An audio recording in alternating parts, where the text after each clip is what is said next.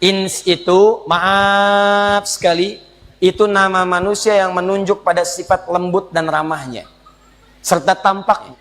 18 kali disebutkan dalam Al-Quran. Kalau disebutkan ins, disebutkan lawannya jin. Ya ma'syaral jinni wal wa ma khalaqtul jinna wal. Nah, maaf ya, maaf sekali. Kenapa sering disandingkan jin dengan ins?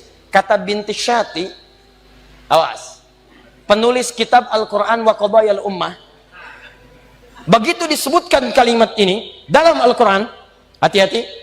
Kenapa jin sering disandingkan dengan ins? Begitu jin muncul, ins muncul. Karena dua-duanya memiliki makna yang bertolak belakang.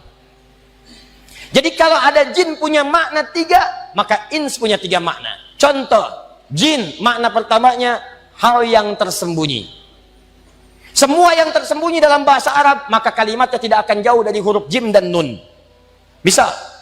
Dalam tubuh seorang perempuan ada rahim, di dalamnya ada janin. Jim dengan nun. Kenapa disebut janin? Karena jin ini, janin tersembunyi dalam perut seorang perempuan, tidak nampak ke permukaan. Apa ada ibu yang mengandung kemudian kandungannya transparan kelihatan dari luar? Ibu itu kayaknya perempuan ya, tahu dari mana? Tuh nampak rambutnya. Janin. Tempat kita di akhirat surga. Apa bahasa Qurannya? Jannah. Kenapa disebut dengan jannah? Karena sekarang belum tampak di hadapan kita, tersembunyi. Jin kenapa disebut dengan jin? Karena makhluk ini saat diciptakan oleh Allah tak nampak dalam pandangan kita, fitrahnya tersembunyi. Ingat nih, awas jangan salah. Jin itu fitrahnya tersembunyi. Jadi kalau ada jin melakukan penampakan, itu jin sedang punya masalah.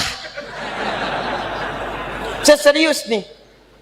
Apalagi manusia-manusia yang cari penampakan jin, itu kurang sehat. Makanya ketika Allah menciptakan kita disebut ins, sesuatu yang tampak. Silakan cek, jin lahiran gak pernah kelihatan bayinya. Manusia lahiran tampak bayinya. Tidak pernah ada perempuan lahiran suaranya kedengaran, sosoknya nggak ada. Mana bayinya? Saya juga nggak tahu. Tampak. Makanya kalau manusia yang suka tampak kelihatan, tiba-tiba sering bersembunyi. Masuk kantor sembunyi-sembunyi, masuk rumah pulang malam sembunyi-sembunyi, ke masjid datang sembunyi-sembunyi, duduk dekat kotak infak. Maka ini menunjukkan manusia itu sama dengan bukan, sama dengan sedang keluar dari fitrahnya. Itu pasti manusia sedang punya persoalan dalam hidupnya. Jin disebut jin, makna keduanya, maaf, satu dorongan yang seringkali menumbuhkan sikap kasar, tidak lembut. Makanya silakan Anda cek, jin itu kalaupun melakukan penampakan, maka nggak ada yang lembut. Ya, mohon maaf, tidak pernah ada sejarah jin melakukan penampakan tiba-tiba jadi lembut. Mohon maaf Ustadz, orang kemasukan jin nih, tiba-tiba lembut. Boleh nggak saya ikut pengajian sab pertama? Tidak ada. Orang kalau sudah kemasukan jin, kalau tidak mulutnya kemudian meracau, maka tindakannya mengacau. Sebaliknya manusia disebut dengan ins, karena punya asli kata dari kata anisah, atau al-anusah, atau al-insiyah. Apa artinya? Sosok yang melahirkan kelembutan dan sifat ramah. Karena itu kalau ada manusia yang tadinya ramah, lembut, tiba-tiba berubah jadi kasar, pandangannya tidak baik, tangannya kasar, kakinya kasar, itu artinya ada yang salah dengan pengaruh sekitarannya, sehingga membuat dia kehilangan fitrah hidupnya. Makanya orang yang benar-benar baik itu, kalau terlahir sebagai manusia, begitu melakukan tindakan yang kasar, yang kotor, maka hati kecil pasti menolak. Nggak percaya silahkan. Anda kalau kita bersih nggak pernah berbuat salah, tiba-tiba terpikir berbuat salah, pulang dari sini tiba-tiba pengen coba pakai sendal orang lain. Begitu mau dipakai, maka hati kecilnya akan mengatakan itu bukan punya kamu, tinggalkan. Bagaimana kalau saat kamu pakai kamu diwafatkan oleh Allah Subhanahu wa Ta'ala? Makanya kata para ulama, kalau Anda ingin terfikir berbuat maksiat, bayangkan seketika akan wafat. Itu cara paling cepat meninggalkan maksiat yang dimaksudkan. Maka kalau orang sudah tidak berfungsi bagian diri kebaikannya, banyak berbuat maksiat, maka tidak ada lagi suara hati kebaikan-kebaikannya. Itu akibat pengaruh pergaulan sekitarannya. Begitu mau keluar masjid, langsung hatinya berkata, jangan lakukan, itu bukan punya kamu yang lebih bagus yang itu tuh, yang ini tinggalkan. Ini menunjukkan ada yang salah dalam dirinya. 4, disebut dengan Bani Adam. Bani Adam. Kalau disebutkan Bani Adam, itu menunjuk asal keturunannya sampai ke Adam alaihissalam. Tidak ada satupun manusia tinggal di bumi, kecuali semua kalau diteliti bersumber kepada Nabi Adam alaihissalam. Termasuk mukjizat Nabi Muhammad SAW. Kenapa kemudian beliau disebut sebagai uswah hasanah? Quran surah 33 ayat 21, karena Nabi Muhammad itu dari sejak lahir sampai wafat, kata para pakar, tidak pernah ada sedetik pun berlalu dalam aktivitasnya kecuali menjadi teladan. Di antara keteladanannya, baru lahir, nasabnya diperjelas oleh Allah sampai ke Nabi Adam. Sekalipun ayahnya meninggal, wafat, bahkan sebelum beliau terlahir. Bayangkan, meninggal ayahnya sebelum lahir, tapi begitu lahir, nasabnya tersambung kepada Adam alaihissalam. Antum lahir, bapak masih ada, tapi nasab belum tentu jelas ke Nabi Adam. Kalau dicari, lama prosesnya. Nabi Muhammad tidak. Gak nyampe 5 menit kita sebutkan, muncul.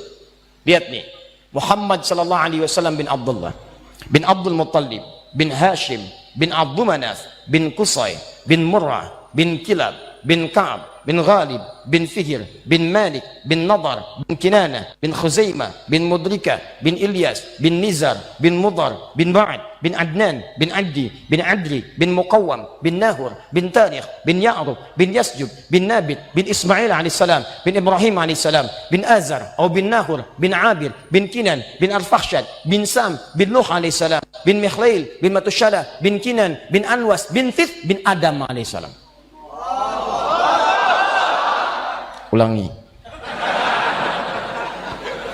Nabi Muhammad. Makanya disebutkan kita dengan Bani Adam. Kalau kita gali, semua tersambung ke Nabi Adam. Ya, kalau ditanya, kamu bin siapa? Bin umat Nabi Muhammad, nyampe ke Adam. 7 kali disebutkan dalam Al-Quran. Selanjutnya yang kelima disebut dengan Nas. Bashar, Ins, Insan, Bani Adam, Nas. Bashar 35 kali, Ins 18 kali, Insan 65 kali, Bani Adam 7 kali, Nas 241 kali. Tidak disebutkan untuk Nas kecuali menunjuk semua manusia tanpa kecuali. Besar, kecil, tua, muda, laki-laki, perempuan, kaya, cukup, semua An-Nas. Dan disebutkan satu surah dengan namanya surah 114, surah paling favorit bagi setiap muslim yang pernah tinggal di bumi. Qul a'udzu birabbin. Nah, kata Allah, kata min, artinya tidak semua manusia, ada sebagian daripada manusia itu. Quran surah kedua ayat 200, baru nyambung yang tadi muqaddimah. Nih, wa minan nas, min, setelahnya nas. Dan sebagian manusia, tidak semuanya. May yaqulu rabbana atina fid dunya wa ma lahu fil akhirati min khalaq. Ada yang berkomitmen langsung berkata kepada Allah, ya Allah, akhirat mah gimana nanti aja, sekarang kami urusannya dunia saja. Kalau bahasa bebasnya, ada manusia yang hidupnya hanya fokus pada urusan dunia dan tidak pernah berpikir tentang akhirat. Kalau Allah katakan demikian, itu pasti akan terjadi. Ingat, Al-Quran itu sempurna, Allah itu sifatnya sempurna, maka ketika menyampaikan sebuah informasi, itu pasti akan terjadi.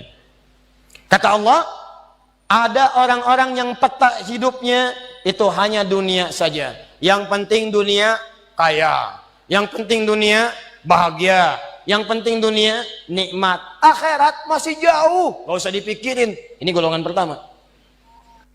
Saya tanya pada Anda, ada yang hidupnya tiap hari kerja saja? Ada. Ada yang tiap hari hidupnya foya-foya saja? Ada. Nah, ini menunjukkan bahwa ada manusia yang saat hidup itu fokus tujuannya hanya untuk satu alam saja. Dia lupa, begitu meninggalkan alam yang pertama ini, dia sudah kehabisan bekal untuk alam selanjutnya.